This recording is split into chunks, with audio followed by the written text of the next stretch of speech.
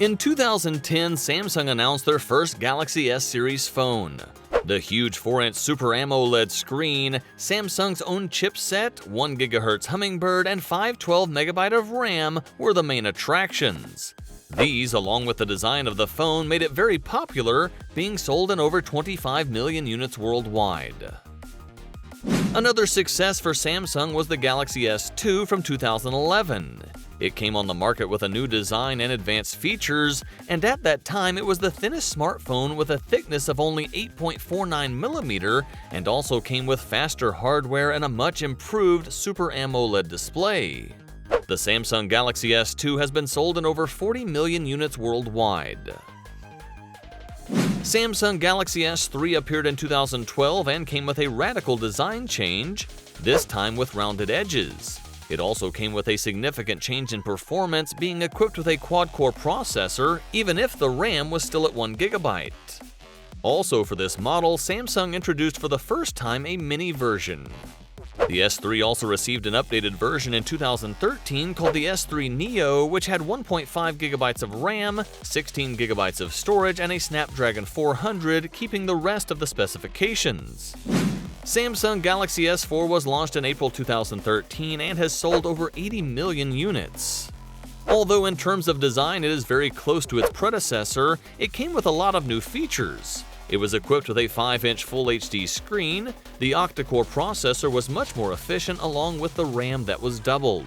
Samsung has also introduced new features such as Smart Pause, Smart Scroll, Air View, and Air Gesture. Samsung Galaxy S5 was launched in April 2014. It came with some new and revolutionary features at that time. IP67 certified, meaning increased resistance to water and dust, home button with fingerprint reader, and for the first time a camera with ISOCELL sensor produced by Samsung itself. And the board was a 2.5 GHz quad-core processor with 2 GB of RAM. The 2015 Galaxy S line was the first to offer two separate models at the same time, Galaxy S6 and S6 Edge. Samsung dropped the plastic case and introduced a metal frame and glass backing, which gave the new phones a premium look. Also, the S6 and S6 Edge were the first in the series to give up water protection, detachable battery, and card stand. At the same time, the S6 came with an NFC chip that emulated a card, thus having part of Samsung Pay.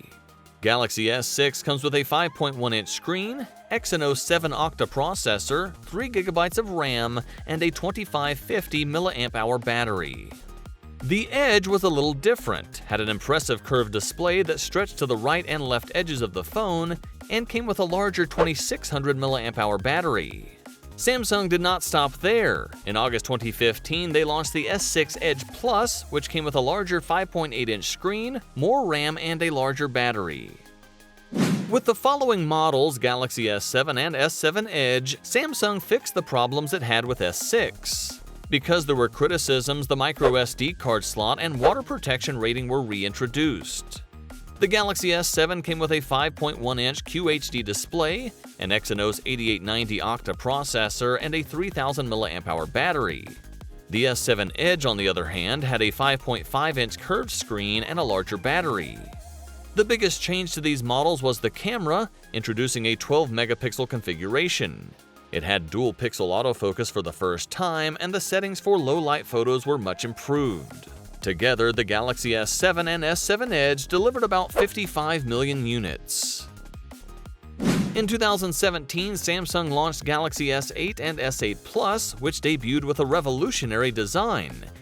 Galaxy S8 came with a 5.8-inch screen, Exynos 8895 processor, 4 GB of RAM, and 3000 mAh battery. The Plus model, on the other hand, came with a larger screen, more RAM, and a larger battery. Samsung replaced the power button with a Force Touch button, and the fingerprint reader was moved to the back of the camera. However, on the front we find an iris scanner which scans the iris in order to unlock the phone. Another change is found right on the charging plug, where for the first time we have USB Type-C, which could also be used for Samsung DeX, which turns the phone into a desktop after connecting it to a monitor or TV. Galaxy S9 and S9 Plus were launched in 2018. Galaxy S9 had a 5.8-inch screen, 4 GB of RAM, and 3000 mAh battery. The Plus model, on the other hand, obviously came with a bigger screen, more RAM, and a bigger battery. For the first time in the series, Samsung has added a second lens for the main camera on the Galaxy S9 Plus. The camera was improved with a dual aperture that provided 28% more light than the S8, allowing users to take bright photos in low light conditions. Repairing the mistakes of the past with the new models, Samsung moved the fingerprint sensor under the camera, having a much more ergonomic layout this time. In 2019, Samsung launched the 10th generation Galaxy S series phones, and for the first time it includes 4 models: Galaxy S10, S10 Plus, a high-end S10 5G model, and an entry-level S10e model. For the first time, they used display cutouts for the front camera sensors and included fingerprint sensors in the display. In the case of the Galaxy S10e, the fingerprint sensor was mounted on the side. The Galaxy S10 had a 6.1-inch screen, Exynos 9820 processor, up to 8 GB of RAM, and a 3400 mAh battery. The Plus version obviously came with a larger screen, up to 12 GB of RAM, and up to 1 TB of internal storage, and had a larger battery. The third model, Galaxy S10 5G, had a larger screen, 6.7 inches, and a larger battery. These models also introduced a new triple camera system, which includes an ultra-wide, a wide, and a telephoto lens.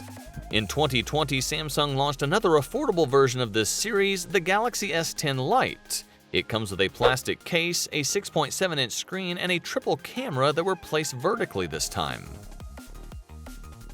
Today, we are so proud to introduce the newest member of Galaxy family. The next series launched by Samsung was the Galaxy S20, which includes the Galaxy S20, Galaxy S20 Plus, and Galaxy S20 Ultra. The biggest changes were made to the display, with a refresh rate of 120 Hz, an improved camera system capable of 8K video recording, super resolution zoom, and 5G connectivity for all models. The S20 comes with a 6.2-inch screen, Exynos 990, triple camera, and a 4000 mAh battery.